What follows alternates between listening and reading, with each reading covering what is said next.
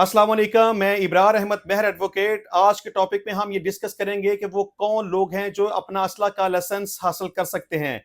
इसमें Punjab arms rule 2023 के section 4 में एलिजिबिलिटी क्राइटेरिया डिस्कस किया गया है कि जो अपने सेल्फ डिफेंस के लिए पर्सनल आर्म्स लाइसेंस हासिल करना चाहें तो उसकी क्या शराइत हैं। इसमें सबसे पहली बात तो यह है कि वो पाकिस्तानी शहरी हो, ज़रूरी है। सिर्फ लाइसेंस वो ही हासिल कर सकेगा जो कि पाकिस्तानी शहरी होगा। दूसरे नंबर पे वो शख्स हासिल कर सकेगा जिसके पास नेशनल आइडेंटिटी कार्ड मौजूद हो, यानी कि पाकिस्तान की शहरियत और पाकिस्तान का शनाख्ती कार्ड उसके पास मौजूद हो। या वो लोग भी अप्लाई कर सकते हैं जो कि जिनके पास ओवरसीज पाकिस्तानी का कार्ड हो, लेकिन वो लोग अप्लाई नहीं कर सकते जिनके पास पाकिस्तानी ओरिजिन कार्ड यानी कि पीओसी जिनके पास मौजूद होगा, वो अहल नहीं होंगे।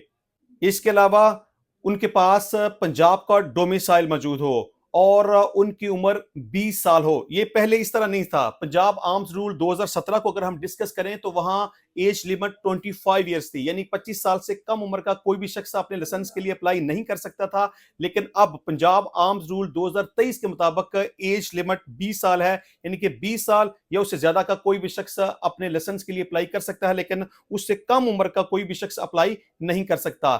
इसके अलावा जरूरी है कि वो फाइलर हो, वो अपना टैक्स पे करता हो, गवर्नमेंट ऑफ पाकिस्तान को टैक्स अदा करता हो और उसका नाम एक्टिव टैक्स पेयर लिस्ट के अंदर शामिल हो। सिर्फ वही शख्स अहल है अपने लाइसेंस को अप्लाई करने के लिए।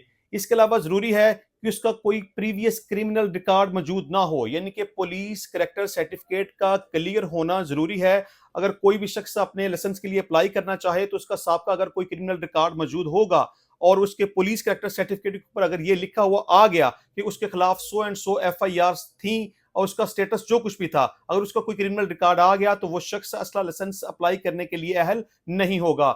इसके अलावा जरूरी है कि वो किसी भी मुकदमा में इश्तिहारी ना हो और ये जरूरी है कि किसी भी अदालत में उसको सजा ना हुई हो, यानी कि ना तो वो पुलिस को मतलूब हो, ना अदालत को मतलूब हो, ना किसी मुकदमे में उसको सजा हुई हो, ना कोई मुकदमा उसके खिलाफ जेर समात हो, यानी कि उसका कोई किसी किस्म का क्रिमिनल रिकॉर्ड मौजूद ना हो। उसका पुलिस कैरेक्टर सर्टिफिकेट बिल्कुल क्लियर होना जरूरी है।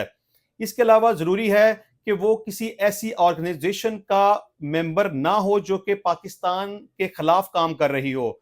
इसके अलावा जरूरी है कि वो जिस्मानी तौर पर, नफ्सियाती तौर पर और जहनी तौर पर बिल्कुल ठीक और तंदुरुस्त हो, यानी उसके पास एक मेडिकल फिटनेस सर्टिफिकेट मौजूद हो। ये इसलिए जरूरी है कि अगर कोई भी शख्स मेंटली या नफ्सियाती तौर पर ठीक नहीं तो वो अपने लिए, अपनी जान के लिए और दूसरों के लिए खतरनाक साबित हो सकता है। लिहाजा जरूरी है कि वही शख्स अपने लाइसेंस को अप्लाई कर सकेगा जो कि जिस्मानी तौर पर, नफ्सियाती तौर पर और ज़हनी तौर पर बिल्कुल ठीक और तंदुरुस्त होगा और उसके पास एक ऑथोराइज्ड मेडिकल ऑफिसर का फिटनेस सर्टिफिकेट मौजूद होगा।